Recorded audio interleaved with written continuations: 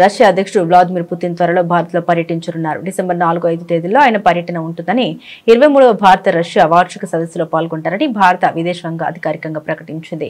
ఈ సదస్సులో ప్రధాని నరేంద్ర మోదీ, పుతిన్ మధ్య కీలక చర్చలు జరగనున్నాయి. గత ఏడాది మాస్కోలో జరిగిన సదస్సుకు ప్రధాని మోదీ హాజరయ్యారు. ఈ పర్యటనలో ఇరు దేశాల మధ్య రక్షణ, ఇంధనం, వాణిజ్య సంబంధాలపై ప్రధానంగా చర్చించనున్నారు. ముఖ్యంగా రష్యా నుండి అందాల్సిన S-400 గగనతల రక్షణ క్షిపణి వ్యవస్థల డెలివరీలో జరుగుతున్న జాప్యంపై భారత్ దృష్టి సారించనుంది.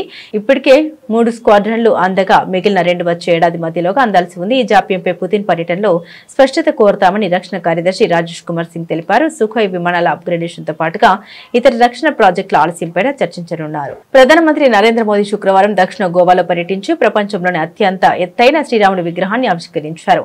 పార్థగాలిలోని శ్రీ సంస్థాన్ గోకర్ణ జీవోత్తమ మఠంలో ఏర్పాటు చేసిన 77 అడుగుల ఈ భారీ కంచు విగ్రహాన్ని ఆయన జాతికి అంకితం చేశారు. విగ్రహావిష్కరణ అనంతరం ప్రధాని మఠంలోని ఆలయాన్ని సందర్శించి ప్రత్యేక పూజలు నిర్వహించారు. ఈ కార్యక్రమం అత్యంత భక్తి శ్రద్ధలతో వేద మంత్రోచ్చరణ మధ్య జరిగింది. గుజరాత్ లోని స్టాచ్యూ ఆఫ్ యూనిటీ రూపశిల్పి రామ్ సుతార్ ఈ శ్రీరాముడి విగ్రహాన్ని అత్యద్భుతంగా తీర్చిదిద్దారు. ఎంతో ఘన చరిత్ర కలిగిన గోకర్ణ జీవోత్తమ మఠం భారతదేశంలోని పురాతన మఠాల్లో ఒకటిగా గుర్తింపు పొందింది. ఆధ్యాత్మిక, సాంస్కృతిక, సామాజిక సేవలో ఈ మఠం పాత్ర ఎనలేనిది. ముఖ్యంగా సారస్వత బ్రాహ్మణ సమాజంలో ఈ మఠానికి విశిష్ట స్థానం ఉంది. మఠం స్థాపించి 550 ఏళ్లు పూర్తయిన సందర్భంగా నవంబర్ 27 నుండి డిసెంబర్ 7 వరకు ప్రత్యేక ఉత్సవాలు నిర్వహిస్తున్నారు.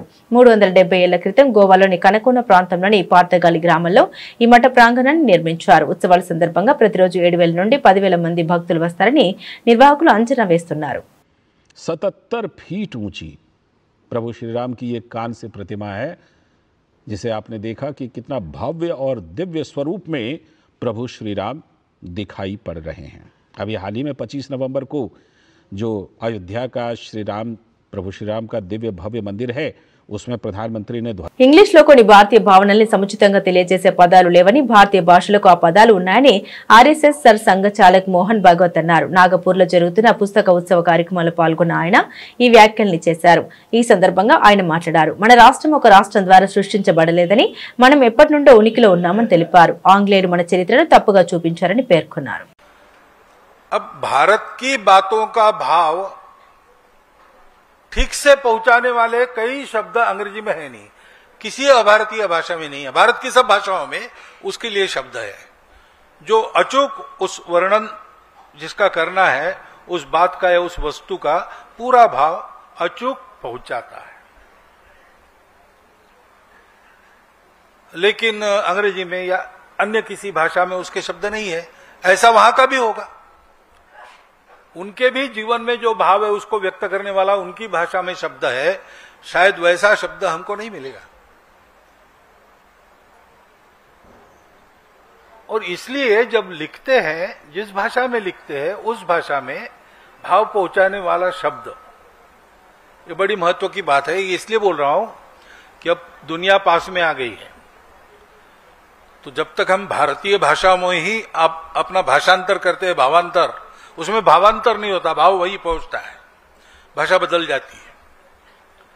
लेकिन उसी बात को यानी उसी पुस्तक को हम किसी विदेशी भाषा में भाषांतरित कर रहे हैं या विदेशी भाषा का कोई पुस्तक भाषांतरित कर रहे हैं, तो हमको ये देखना पड़ता है कि भाव कौन सा व्यक्त होता है। जैसे अब मैं समाज में काम करता हूं और हमको लोग कहते हैं कि ये राष्ट्रवादी है।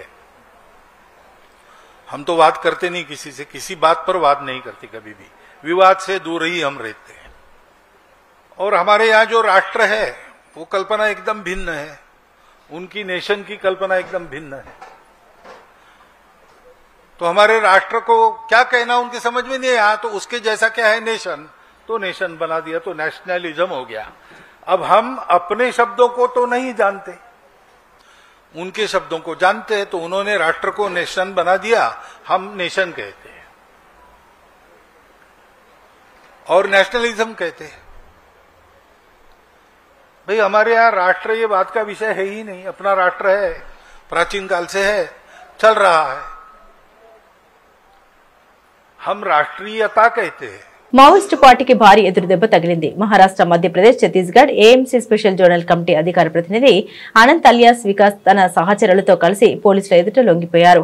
5 రాష్ట్రాల్లో కోటి రివార్డు ఉన్న అనంత్ మరో 10 మంది మావోయిస్టులతో కలిసి మహారాష్ట్రలోని గోండియా జిల్లా దారిక్షా పోలీస్ స్టేషన్లో లొంగిపోయినట్లు అధికారులు వెల్లడించారు. జనవరి 1న లొంగిపోతామని లేఖ విడుదల చేసిన 24 గంటలు గడవక ముందే ఆయన ఈ నిర్ణయం తీసుకోవడం ప్రాధాన్యం సంతరించుకుంది. లొంగిపోయే ముందు అనంత్ ఒక లేఖతో పాటు వరుస ఆడియో సందేశాలను విడుదల చేశారు. మారుతున్న పరిస్థితుల దృష్ట్యా పార్టీ సాయుధ పోరాటాన్ని తాత్కాలికంగా నిలిపివేసి ప్రధాన స్రవంతిలోకి వచ్చి ప్రజల మధ్య పంచాలని నిర్ణయించినట్లు ఆయన తెలిపారు. माओवादियों का जो एमएमसी जोन है, मध्य प्रदेश, महाराष्ट्र, छत्तीसगढ़ जोन, उसके प्रवक्ता ने आत्मसमर्पण करने की इच्छा जाहिर की थी और इसी श्रृंखला में उन्होंने मध्य प्रदेश, महाराष्ट्र, छत्तीसगढ़ ये 3 ही राज्यों के मुख्यमंत्री को 2 बार पत्र भी लिखे थे। तो उनकी आत्मसमर्पण करने की इच्छा को ध्यान में रखते हुए हम लोगों ने संपर्क करने का कोशिश किया और संपर्क करने के बाद उन्होंने अपने 10 और साथियों के साथ, मतलब टोटल 11 जो अनंत प्रवक्ता है जिनका नाम विकास नागपुरे जो कि SZCM रैंक का है, उनके साथ करीब 10 और माओवादियों ने आज सरेंडर किया है। उसमें 7 वेपन्स भी उन्होंने समर्पण किए हैं, जिसमें एक SLR, एक इंसास, एक AK-47, 2 303 और 12 बोर वेपन्स इसका समावेश है। ये सभी नक्सलवादियों पर मिलकर महाराष्ट्र शासन ने 89 लाख इतना बख्शीश जाहिर किया था। इन सभी नक्सलियों को सरेंडर हो जाने के बाद महाराष्ट्र शासन की और केंद्र शासन की जो पुनर्वास की नीति है। హైదరాబాద్ నుండి యాదగిరిగుట్ట వరకు ఎంఎంటీఎస్ రైళ్లు నడిపేందుకు చర్యలు తీసుకుంటూ ఉన్నట్లు కేంద్ర మంత్రి కిషన్ రెడ్డి తెలిపారు. దీనికి అవసరమైన నిధులు మంజూరు అయ్యాయని, త్వరలో పనులు ప్రారంభమవుతాయన్నారు. ముఖ్యంగా సికింద్రాబాద్ రైల్వే స్టేషన్లో 720 కోట్లతో అభివృద్ధి పనులు జరుగుతుండగా నాంపల్లి స్టేషన్ అభివృద్ధికి 350 కోట్లు ఖర్చు చేస్తున్నామన్నారు. తెలంగాణలో ఒకేసారి 40 రైల్వే స్టేషన్లను అభివృద్ధి చేస్తున్నామని, వాటిలో గ్రేటర్ హైదరాబాద్ లో 4 టెర్మినల్స్ ఉన్నాయన్నారు. 26 కోట్ల వ్యయంతో హైటెక్ సిటీ రైల్వే స్టేషన్లో కొనసాగుతున్న అభివృద్ధి పనుల్ని ఆయన ఎంపీ కొండ విశ్వేశ్వరరెడ్డి, రైల్వే జీఎం సంజయ్ కుమార్ శ్రీవాస్తవతో కలిసి పరిశీలించారు. వచ్చే ఏడాది ఫిబ్రవరి నాటికి హైటెక్ సిటీ రైల్వే స్టేషన్లో తొలి ఫేజ్ అభివృద్ధి పనులు పూర్తవుతాయని, అనంతరం 10 కోట్లతో రెండో ఫేజ్ పనులు ప్రారంభిస్తామని కిషన్ రెడ్డి తెలిపారు. సంక్రాంతి సందర్భంగా హైటెక్ సిటీలో 16 రైళ్లకు స్టాప్లు ఉంటాయన్నారు. మరి ట్రైన్ ఆపాలని చెప్పి మరి రైల్వే మినిస్ట్రీ నిర్ణయం తీసుకున్నది. సుమారు స్పెషల్ ట్రైన్స్ 16 ఇక్కడ ఆగబోతా ఉన్నాయి సంక్రాంతి పండుగ సందర్భంగా అని చెప్పి మనవి చేస్తా ఉన్నాను. దాంట్లో బీదర్ గాని, విశాఖపట్నం గాని, మచిలీపట్నం గాని, కాకినాడ, ముంబై, షిర్డి, నర్సాపూర్ ఇలాంటి అన్ని ట్రైన్లు కూడా ఈ యొక్క హైటెక్ సిటీ రైల్వే స్టేషన్ లో సంక్రాంతికి సంబంధించి ఆపబోతా ఉన్నాం. ఇది రానున్న రోజుల్లో మరి ఏ రకంగా ఇక్కడ రైల్వే స్టేషన్ డెవలప్మెంట్ చేయాలి, ఇక్కడ ఉండేటువంటి ప్రజలకు మరింత మెరుగైనటువంటి అవకాశాలు కల్పించాలనేటువంటి లక్ష్యంతో ట్రయల్ బేసిస్ లో ఈ ట్రైన్లను కూడా ఆపుతా ఉన్నాం. మరి ఫిబ్రవరి లోపల పూర్తి అయిపోయిన తర్వాత రెగ్యులర్ గా ఇంకా రోజువారీగా ఏం ఆపొచ్చు అనే విషయం కూడా రైల్వే మినిస్ట్రీ ఆలోచించి నిర్ణయం తీసుకుంటుందనే విషయాన్ని కూడా ఈ సందర్భంగా మనవి చేస్తున్నాను. ఇప్పుడే నోటిఫై చేస్తా ఉన్నాను. ఈ 16 ట్రైన్లు కూడా ఇక్కడ పరిసర ప్రాంతాల్లో హైటెక్ సిటీలో, లింగంపల్లి ఏరియాలో, కూకట్పల్లి ఏరియాలో ఉండేటువంటి ప్రజలందరూ కూడా దీన్ని సద్వినియోగం చేసుకోవాల్సిందిగా నేను ప్రజలకు విజ్ఞప్తి చేస్తా ఉన్నాను. మీరందరూ సికింద్రాబాద్ కో లేక నాంపల్లికో, కాచిగూడకో, చెర్లపల్లికో వెళ్లాల్సిన అవసరం లేదు. ఇక్కడ ఉండేటువంటి ప్రజలు ఈ హైటెక్ సిటీ రైల్వే స్టేషన్ ఉపయోగించుకొని మీరు మీ ప్రాంతాలకు ఏదైతే సంక్రాంతి పండుగకి వెళ్తారో దాన్ని ఉపయోగించుకోవాల్సిందిగా కోరుతా ఉన్నాను. ముఖ్యంగా ఇక్కడ ఉన్నటువంటి ఎంఎంటీఎస్ గాని, ఇతర సబర్బన్ ట్రైన్స్ గాని ఇక్కడ ఆగేటువంటి మరి పద్ధతి ఉన్నది. మనం చూసాం ఓల్డ్ బిల్డింగ్ అటు సైడ్ ఉంది. ఇదంతా కూడా ఆధునికమైనటువంటి పద్ధతిలో హైటెక్ సిటీకి పోటీ పడే విధంగా ఈరోజు హైటెక్ సిటీ రైల్వే స్టేషన్ కూడా రైల్వే డిపార్ట్మెంట్ డెవలప్మెంట్ చేస్తాం. ముందుగా ఒక 26 కోట్ల రూపాయలతోటి దీన్ని ఫస్ట్ ఫేజ్ లో చేస్తా ఉన్నాం.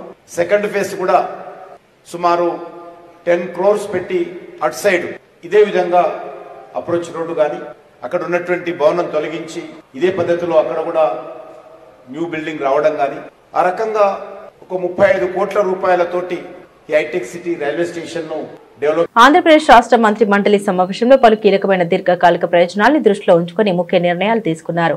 రాష్ట్ర ఆర్థిక పరిస్థితిని బలోపేతం చేయడం, మౌలిక సదుపాయాల కల్పనలో ఎదురయ్యే అడ్డంకుల్ని తొలగించడం, ప్రతిష్టాత్మక పారిశ్రామిక ప్రాజెక్టులను వేగవంతం చేయడం వంటి అంశాలపై కేబినెట్ ప్రధానంగా దృష్టి సారించింది. ముఖ్యంగా రాష్ట్రంపై ఉన్న అధిక వడ్డీ రుణాల భారాన్ని తగ్గించే వ్యూహాత్మక నిర్ణయం ఈ సమావేశంలో అత్యంత ప్రాధాన్యతను సంతరించుకుంది. గతంలో రాష్ట్ర ప్రభుత్వం 11 నుండి 12% వంటి అధిక వడ్డీ రేట్లకు వేల కోట్ల రూపాయల రుణాల్ని సమీకరించింది. ఈ అధిక వడ్డీ చెల్లింపులు రాష్ట్ర ఖజానాపై తీవ్రమైన భారాన్ని మోపుతున్నాయని కేబినెట్ సమావేశంలో చర్చకు వచ్చింది. అయితే ఇటీవల కాలంలో రాష్ట్ర ప్రభుత్వం ఆర్థిక నిర్వహణ మెరుగుపడడంతో క్రెడిట్ రేటింగ్ పెరిగింది. ఈ సానుకూల పరిణామాన్ని రాష్ట్రానికి అనుకూలంగా మలుచుకోవాలని ముఖ్యమంత్రి అధికారులను ఆదేశించారు. మాజీ ముఖ్యమంత్రి బీఆర్ఎస్ అధినేత కేసీఆర్ పై తెలంగాణ పీసీసీ అధ్యక్షుడు మహేష్ కుమార్ గౌడ్ తీవ్రస్థాయిలో విమర్శలు గుప్పించారు. ఉద్యమం సమయంలో కేసీఆర్ తెలంగాణ సెంటిమెంట్ ను సొంత రాజకీయ ప్రయోజనాలకు వాడుకున్నారని ఆరోపించారు. ఇప్పుడు దీక్షా దివాస్ పేరుతో మరోసారి సెంటిమెంట్ రాజేసే ప్రయత్నం చేస్తున్నారని ఆయన ఆగ్రహం వ్యక్తం చేశారు. తెలంగాణ ఉద్యమం సమయంలో కేసీఆర్ చేసిన దీక్ష ఒక నాటకమని ఆయన విమర్శించారు.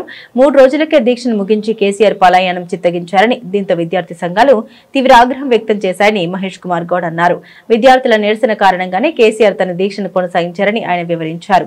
కేవలం కేసీఆర్ వల్లే తెలంగాణ రాలేదని, విద్యార్థుల ఆందోళనలు కాంగ్రెస్ పార్టీ కృషి ఫలితంగానే తెలంగాణ రాష్ట్రం సిద్ధించిందని ఆయన స్పష్టం చేశారు.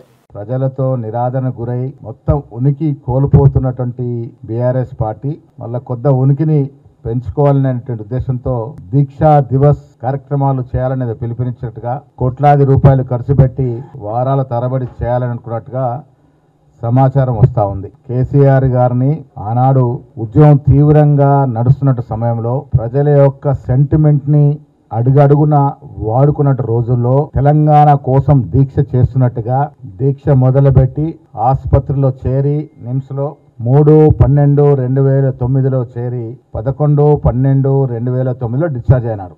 ఇలా వాళ్ళు గొప్పగా చెప్పుకొని దీక్షా దివస్ పేరిట మళ్ళీ కొంత సెంటిమెంట్ ని రాజేసే ప్రయత్నం చేస్తున్న తరుణంలో నేను ముందుకు రావడం జరిగింది. కాదు అదర్వైజ్ ఎప్పుడు 2009లో ముగిసిన అధ్యాయం దాని గురించి మాట్లాడాల్సిన అవసరం లేదు. ఆనాడు ఏ రకంగా దీక్ష జరిగింది, ఆనాడు కూడా మా ఉత్తమ్ కుమార్ రెడ్డి గారు, రేవంత్ రెడ్డి గారు ఆధారంతో బయట పెట్టినా ప్రజలు నమ్మలేదు. ఎందుకంటే ఆ దీక్ష చేసిన సమయం అటువంటిది, బాగా సెంటిమెంట్ ఉరుతున్న సమయం. కేసీఆర్ గారు దీక్ష చేశారు, పులి నోట్లో తల పెట్టారు కాబట్టి తెలంగాణ వచ్చిందట. కేసీఆర్ గారు చేసిన దీక్ష అదొక నాటకం. దీక్ష వల్ల తెలంగాణ రాలే, తెలంగాణ సోనియా గాంధీ వల్ల వచ్చింది. దీక్ష 3 నుంచి 11 8 రోజుల్లో దీక్ష విరమణ చేశారు, పలాయనం చిత్తగించారు. అప్పుడు ఉస్మానియా యూనివర్సిటీ మొదలుకొని అన్ని యూనివర్సిటీల విద్యార్థులు, యువకులు, అందులోనూ దళిత బిడ్డలు, బీసీ, ఎస్సీ, ఎస్టీ బిడ్డలు ఉద్యమాన్ని చేపట్టిన సందర్భం.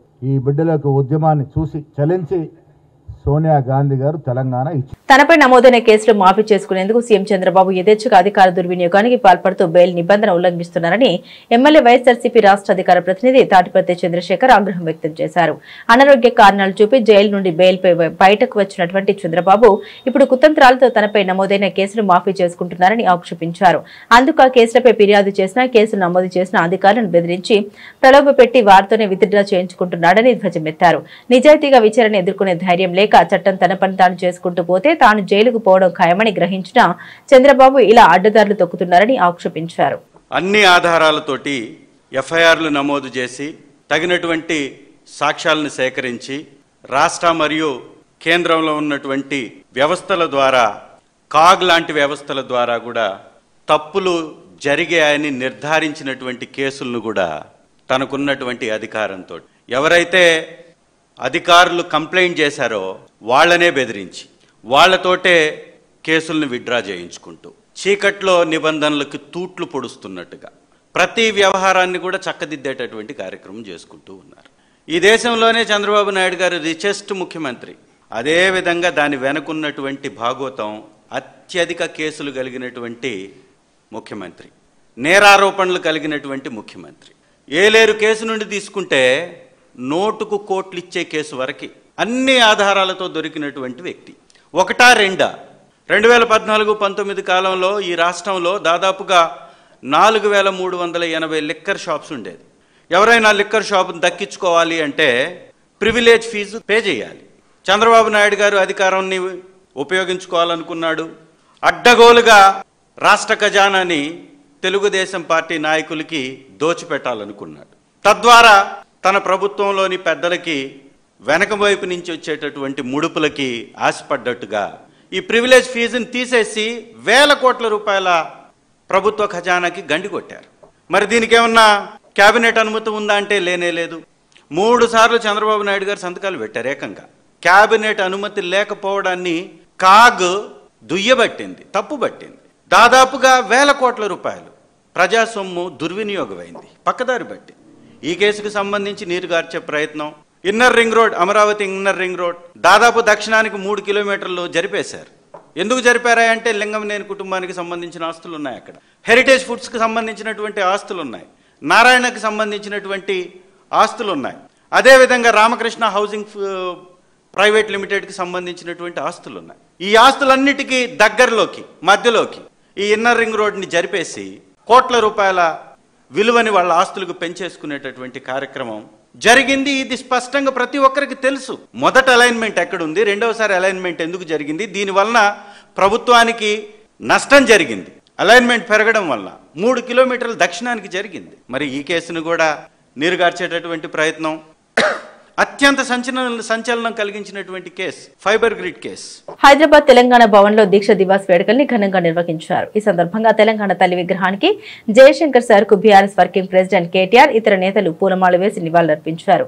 దీక్ష దివాస్ సందర్భంగా తెలంగాణ ఉద్యమం, కేసీఆర్ దీక్ష 2009 నుండి 2013 వరకు జరిగిన ఉద్యమం, స్వరాష్ట్ర సాధన, గెలుపు, 10 ఏళ్ల సంక్షేమంపై చిత్ర ప్రదర్శన, ఫోటో ఎగ్జిబిషన్ ను తెలంగాణ భవన్ లో ఏర్పాటు చేశారు. అలాగే బీఆర్ఎస్ అధినేత కేసీఆర్ ఉద్యమంపై డాక్యుమెంటరీ ప్రదర్శించారు. ఇక దీక్ష దివాస్ ప్రాంగణంలో ఏర్పాటు చేసిన తెలంగాణ అమరవీరుల స్తూపానికి కేటీఆర్ ఇతర నేతలు పూలమాలలు వేసి నివాళులర్పించారు. అనంతరం దీక్ష దివాస్ డాక్యుమెంటరీని కేటీఆర్ ఆవిష్కరించి వీక్షించారు. ఈ కార్యక్రమంలో మాజీ మంత్రి తలసాని శ్రీనివాస్ యాదవ్, ముఖ్య నేతలు పాల్గొన్నారు. పత్ర గ్రంథాల కాలం నుంచి గ్రాఫిక్స్ సినిమాల వరకు డిజిటల్ కాలం దాకా రామాయణం గురించి, మహాభారతం గురించి ఎప్పటికప్పుడు చెప్పుకుంటూనే ఉన్నాం. అట్లాగే ముందుకు తీసుకొని పోతున్నాం. చరిత్రను, ఇతిహాసాలను, పురాణాలను ఒక తరం నుంచి ఇంకొక తరానికి నిరంతరం అందిస్తూనే ఉన్నది మన భారతదేశం. అట్లాగే ప్రతి ప్రాంతానికి, ప్రతి రాష్ట్రానికి, ప్రతి దేశానికి చరిత్రలు, గాథలు కూడా ఉంటాయి. ఆ కథలో హీరోలు ఉంటారు, విలన్లు కూడా ఉంటారు. అవి మర్చిపోయిన రోజు ఆ ప్రాంతం, ఆ దేశం అంతమైపోతుంది. మన తెలంగాణకు కూడా మహోన్నతమైన కథ ఉన్నది, మహోన్నతమైన గతం ఉన్నది, మహోజ్వలమైన చరిత్ర ఉన్నది, ఉజ్వలమైన భవిష్యత్తు కూడా మన కళ్ళ ముందే కనబడతా ఉన్నది. పెద్దలు చాలా విషయాలు చెప్పారు. దోపిడీ, వివక్ష, కన్నీళ్లలో మగ్గిపోయిన వ్యధ గురించి కూడా చాలా వివరంగా చెప్పారు. ఆ బానిస సంఖ్యలను తెంచిన పోరాట గాథను కూడా గుర్తు చేసుకోవాల్సిన అవసరం ఉంది. మన కథలో కూడా కథానాయకుడు ఉన్నారు. ఎవరు కథానాయకుడు? ప్రపంచానికే పాఠం నేర్పిన యుద్ధం కూడా ఈ కథలోనే ఉన్నది. వీరుడున్నాడు, వీరోచిత గాథలున్నాయి, అమరులున్నారు, త్యాగాలు కూడా ఉన్నాయి. మన కథలో కూడా కౌరవులు ఉన్నారు, సైంధవులు ఉన్నారు, శకుని మామలు కూడా ఉన్నారు, రావణాసురులు ఉన్నారు, మారీచులు ఉన్నారు, రకరకాల దుర్మార్గులు ఈ కథలో కూడా ఉన్నారు. భారతదేశ స్వాతంత్రాన్ని మనం చూడలేదు, స్వాతంత్ర పోరాటం గురించి వినడమే తప్ప చూడలేదు. కానీ స్వరాజ్య సమరాన్ని తలపించిన మన రాష్ట్ర పోరాటాన్ని మన కళ్ళతో చూసే అదృష్టం మనకు దక్కింది. స్వాతంత్ర పోరాటంలో సిపాయిల తిరుగుబాటు, జలియన్ వాలా బాగ్, ఉప్పు సత్యాగ్రహం, సహాయ నిరాకరణ, క్విట్ ఇండియా లాంటి ఎన్నో ముఖ్యమైన ఘట్టాలు ఉన్నాయి. అట్లాగే 14 ఏళ్ల ఈ ఆత్మగౌరవ పోరాటంలో కూడా అపూర్వమైన అద్భుతమైన ఘట్టాలు ఎన్నో ఉన్నాయి.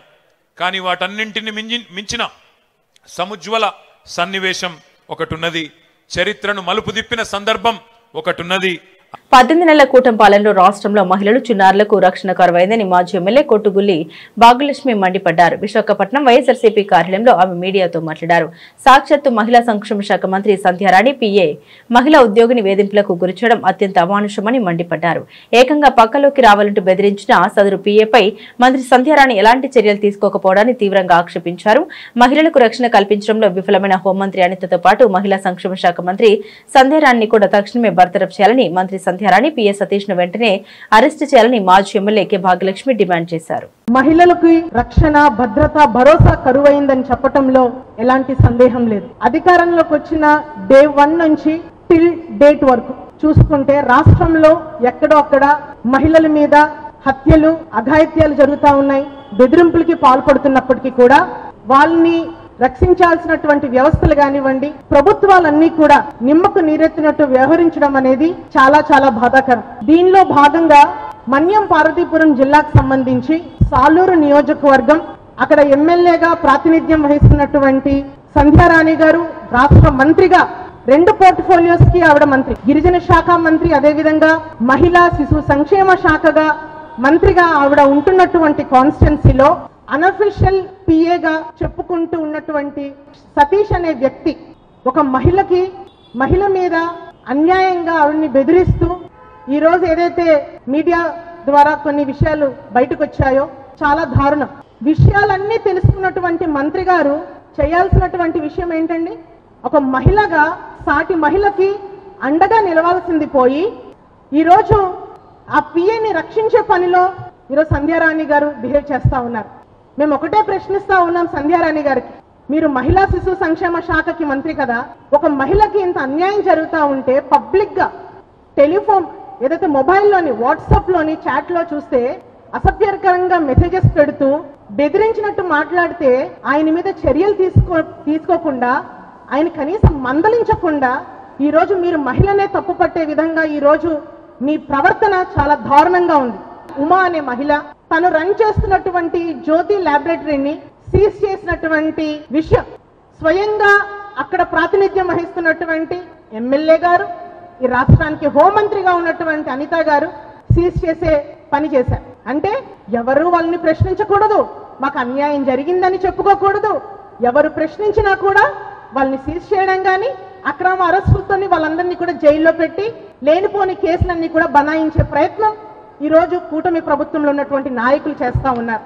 అదేవిధంగా సత్యసాయి జిల్లాకు సంబంధించి రామగిరి మండలంలో మంగాపురం అనే గ్రామానికి సంబంధించి ఒక అంగన్వాడీ కార్యకర్త, ఒక అంగన్వాడీ హెల్పర్ మీద అక్కడున్నటువంటి టీడీపీ నాయకుడు శ్రీనివాసులు కొడుకు విష్ణు అనే కుర్రాడు ఆమెకి బెదిరించి మీ యొక్క ఉద్యోగానికి మీరు రాజీనామా చేస్తే మమ్మల్ని నమ్ముకున్నటువంటి మా కార్యకర్తకి ఆ ఉద్యోగాన్ని ఇప్పించుకుంటాను అని చెప్పేసి బెదిరించే ప్రయత్నం చేస్తున్నారు. అంటే సయ్యద్ మోదీ ఇంటర్నేషనల్ 300 బ్యాడ్మింటన్ టోర్నీలో భారత షట్లర్ల జోరు కొనసాగుతుంది. టోర్నీలో అద్భుత ప్రదర్శన కనబరుస్తున్న యువ షట్లర్ తన్వి శర్మ సెమీఫైనల్లోకి దూసుకెళ్లింది. శుక్రవారం జరిగిన మహిళల సింగిల్స్ క్వార్టర్లో తన్వి 21-13, 21-19తో లీసినియన్ హాంకాంగ్ పై అలవోక విజయం సాధించింది.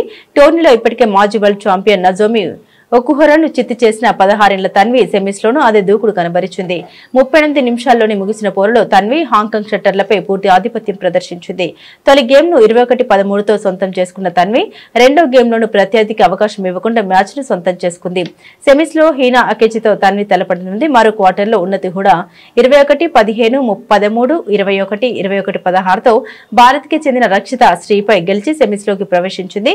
పురుషుల సింగిల్స్ క్వార్టర్లో సీనియర్ షట్లర్ కిడాంబి శ్రీకాంత్ 21-14, 11-4తో ప్రియాంశు రజవత్ పై గెలిచి సెమీస్ బెర్త్ దక్కించుకున్నాడు. మ్యాచ్ మధ్యలోనే ప్రియాంశు వైదొలగడంతో శ్రీకాంత్ ముందంజ వేశాడు. భారతీయ సినీ దిగ్గజం సూపర్ స్టార్ రజనీకాంత్ కు గోవాలో అరుదైన గౌరవం లభించింది. నటుడిగా 50 ఏళ్లు పూర్తి చేసుకున్న సందర్భంగా గోవాలో జరిగిన 56వ అంతర్జాతీయ చలనచిత్రోత్సవం ముగింపు వేడుకల్లో ఆయన ప్రత్యేకంగా సత్కరించారు. ఈ సందర్భంగా ఆయన మాట్లాడారు. మరో 100 జన్మలైన రజనీకాంత్ గానే పుట్టాలని కోరుకుంటామని భావోద్వేగంగా వ్యాఖ్యానించారు. ఈ కార్యక్రమంలో కేంద్ర సమాచార ప్రసార శాఖ సహాయ మంత్రి ఎల్ మురుగన్, గోవా ముఖ్యమంత్రి ప్రమోద్ సావంత్ రజనీకాంత్ ను షాల్వాతో సత్కరించి జ్ఞాపిక అందించారు. ఈ గౌరవాన్ని సంతోషంగా స్వీకరిస్తున్నానని, కేంద్ర ప్రభుత్వానికి ధన్యవాదాలు తెలుపుతున్నామని రజనీకాంత్ పేర్కొన్నారు. ఈ వేడుకకు ఆయన తన కుటుంబ సభ్యులతో కలిసి హాజరయ్యారు. నటుడిగా తన 50 ఏళ్ల ప్రస్థానం కేవలం 10-15 ఏళ్లుగా గడిచిపోయిందని రజనీకాంత్ తన ప్రసంగంలో గుర్తు చేసుకున్నారు. మరోవైపు ఈ వేడుకలో రజనీకాంత్ తన కుటుంబంతో దిగిన ఫోటో సోషల్ మీడియాలో వైరల్ గా మారింది.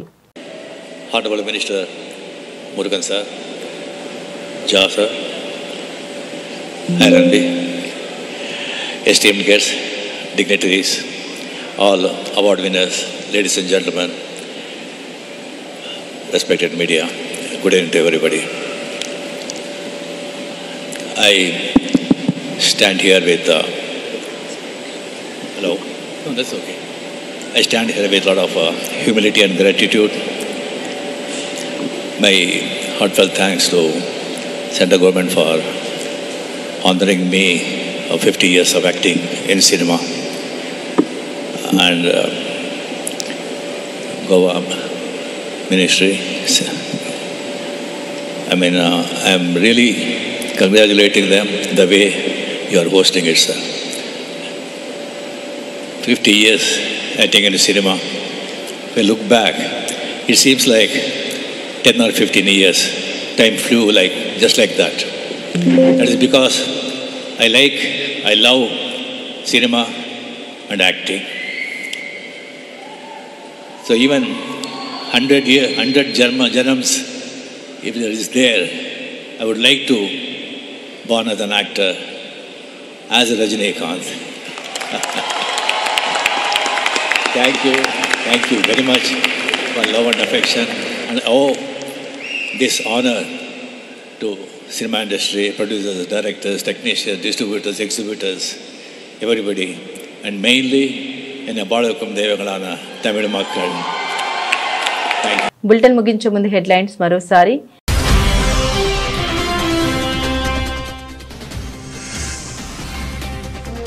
డిసెంబర్ 4-5 తేదీలో భారత పర్యటనకు రానున్న పుతిన్, ప్రధాని మోదీతో కలిసి 23వ భారత రష్యా వార్షిక సదస్సులో పాల్గొననున్న రష్యా అధినేత.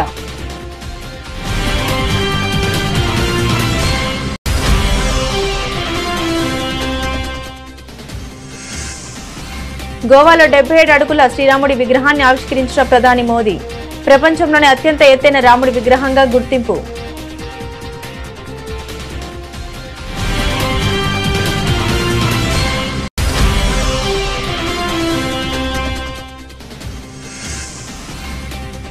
నాగపూర్లో అట్టహాసంగా జరుగుతున్న పుస్తక ఉత్సవ కార్యక్రమం, పాల్గొన్న ఆర్ఎస్ఎస్ సర్ సంఘ చాలక్ మోహన్ భాగవత్.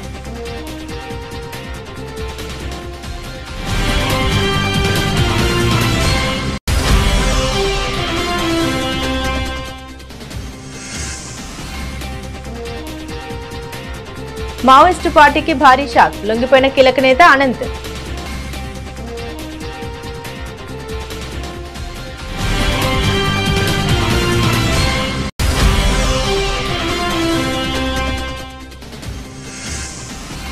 హైదరాబాద్ నుండి యాదగిరిగుట్ట వరకు ఎంఎంటీఎస్ రైళ్లు నడిపేందుకు చర్యలు, త్వరలో పనులు ప్రారంభమవుతాయన్న కేంద్ర మంత్రి కిషన్ రెడ్డి.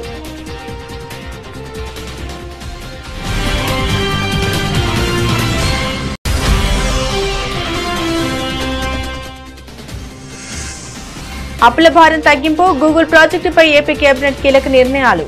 అధిక వడ్డీ అప్పుల్ని తక్కువ వడ్డీ రుణాలతో మార్చేందుకు సీఎం ఆదేశం.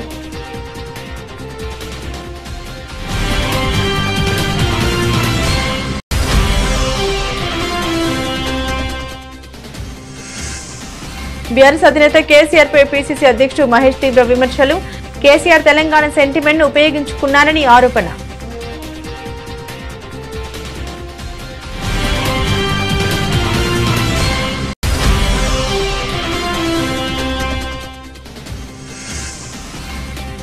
సీఎం చంద్రబాబుపై ఎమ్మెల్యే తాటిపర్తి చంద్రశేఖర్ తీవ్ర విమర్శలు.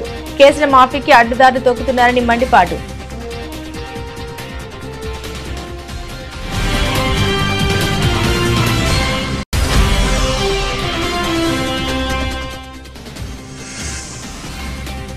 తెలంగాణ భవన్లో దీక్ష దివాస్ పై డాక్యుమెంటరీని ఆవిష్కరించిన కేటీఆర్.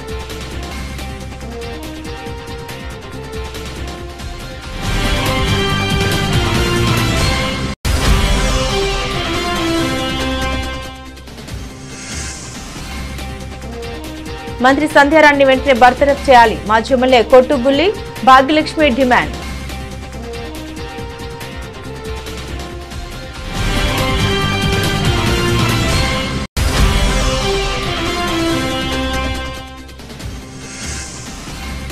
సయ్యద్ మోదీ ఇంటర్నేషనల్ 300 బ్యాడ్మింటన్ టోర్నీలో భారత షట్టర్ల జోరు. టోర్నీలో అద్భుత ప్రదర్శన కనబరుస్తూ సెమీస్లో తన్వి ఉన్నతి.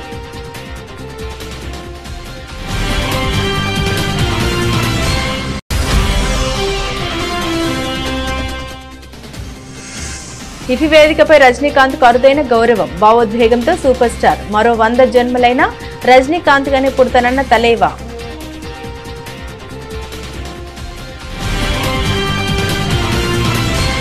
ఇవి బులెటిన్లోని విశేషాలు. తిరిగి మరో బులెటిన్తో మళ్ళీ కలుసుకుందాం. అంతవరకు సెలవు, నమస్కారం.